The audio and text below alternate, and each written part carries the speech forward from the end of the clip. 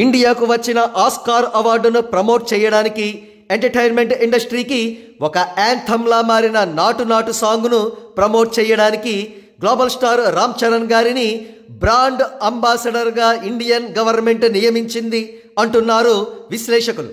అందుకే G20 సన్నాహక సదస్సుకు ఇండియన్ ఫిల్మ్ ఇండస్ట్రీ తరఫున వన్ అండ్ ఓన్లీ రిప్రజెంటేటివ్గా హాజరైన రామ్ చరణ్ గారు అక్కడ సౌత్ కొరియన్ అంబాసిడర్తో నాటు నాటు పాటకు స్టెప్పులు వేశారు.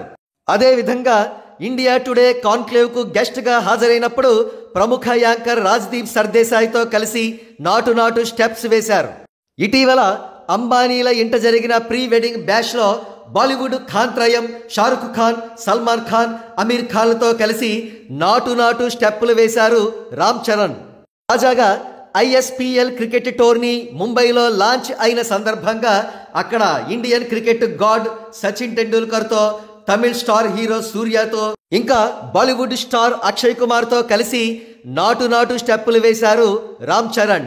ఇవన్నీ చూస్తుంటే నియర్ ఫ్యూచర్లో రామ్ చరణ్ గారిని మరింత ఎక్కువగా నాటు నాటు మరియు ఇండియన్ ఆస్కార్ అవార్డులను ప్రమోట్ చేయడానికి భారత ప్రభుత్వం ఉపయోగించుకోబోతోందనే విషయం అర్థమవుతోంది. ఆ అకేషన్స్ అన్నింటి కోసం రామ్ చరణ్ గారి ఫ్యాన్స్ చాలా ఈగర్గా వెయిట్ చేస్తున్నారు.